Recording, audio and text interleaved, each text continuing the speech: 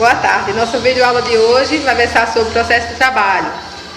E analisaremos aqui o tema procedimento. Procedimento nada mais é do que a forma como dá-se-á a tramitação da reclamação trabalhista. E na Justiça do Trabalho nós temos dois procedimentos, o procedimento comum e o procedimento ordinário. O procedimento comum, por sua vez, se subdivide em procedimento sumário e sumaríssimo. O procedimento sumário ele não está previsto na CLT, ele tem previsão legal numa lei de 1970, a Lei 5.584. Que determina que as reclamações trabalhistas com valor da causa inferior a 2 salários mínimos tramitariam por esse procedimento, poderiam vir a tramitar por esse procedimento. É um procedimento pouquíssimo utilizado, quase não se utiliza na Justiça do Trabalho, então nós não vamos adentrar em detalhes sobre esse procedimento. Vamos nos ater aqui a estudar o procedimento sumaríssimo e o procedimento ordinário. O procedimento sumaríssimo ele está previsto na CLT, no artigo 852-A e seguintes. O primeiro requisito para que uma ação trabalhista, uma reclamação trabalhista que tenha sido ajuizada venha tramitar por esse procedimento é o valor da causa. É o principal requisito, é o requisito determinante para saber se essa reclamação pode tramitar por esse procedimento ou não, o valor da causa. Que a causa tem que estar o valor da causa tem que estar entre 2 salários mínimos e no máximo 40 vezes o salário mínimo vigente à data do ajuizamento da ação. Esse é o primeiro requisito, mas não o único. Você vai analisar o seguinte: vou ajuizar uma ação trabalhista, uma reclamação trabalhista. O valor da causa é inferior a 40 salários mínimos? Então eu posso ajuizá-la obedecendo o procedimento sumaríssimo. Porque existem outros requisitos que a legislação traz que você precisa observar. Quais sejam esses requisitos? Nós temos alguns requisitos com relação às partes, com relação à prova, com relação à testemunha. E aí, analisando primeiramente, com relação às partes, a administração pública direta, autárquica e fundacional não podem ser parte numa reclamação trabalhista que venha a tramitar pelo procedimento sumaríssimo. Com relação ao tipo de ação, ao tipo de dissídio, somente os dissídios individuais, os dissídios coletivos também não podem tramitar pelo procedimento sumaríssimo.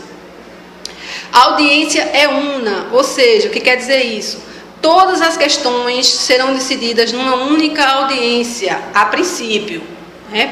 Pode vir a ter uma outra audiência se houver necessidade, mas a princípio tudo seria resolvido numa única audiência, inclusive oitiva de testemunhas das partes, produção de prova, tudo isso seria feito numa única audiência.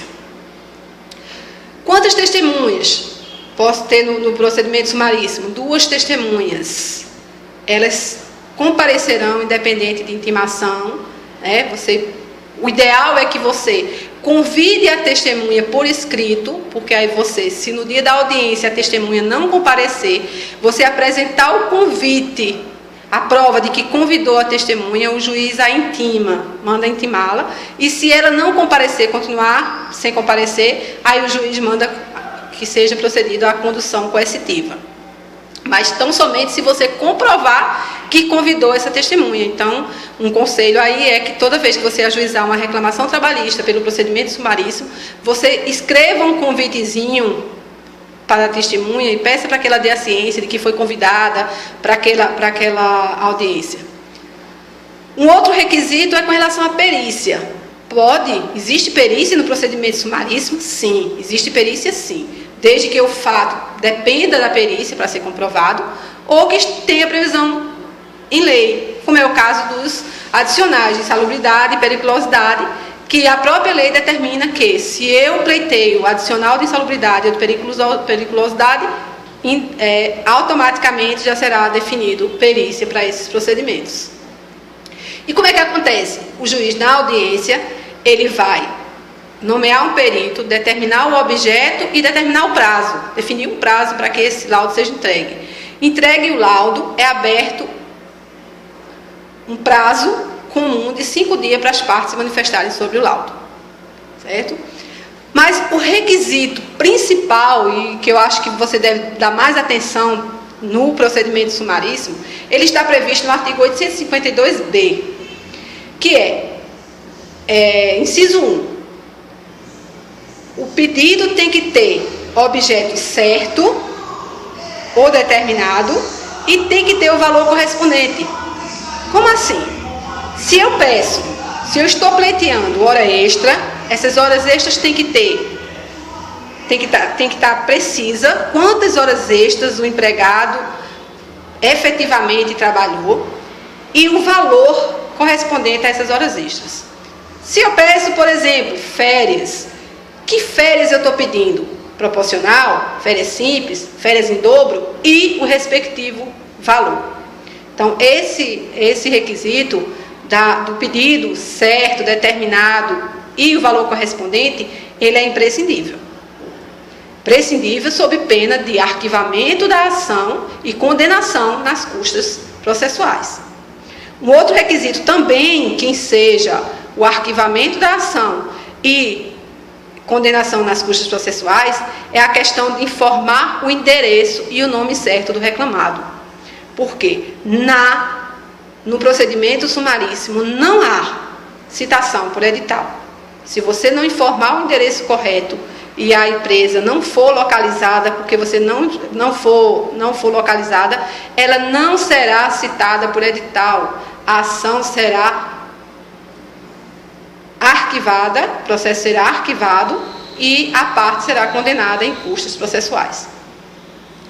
Esses são os requisitos principais para você determinar se sua reclamação trabalhista deve seguir o procedimento sumaríssimo. Com relação ao procedimento ordinário, a gente observa o seguinte: tudo que não puder ir para o procedimento sumaríssimo, todas as causas que não puderem ser ajuizadas e seguirem o procedimento sumaríssimo, vem para o procedimento ordinário. Então, o procedimento ordinário ele é meio que residual.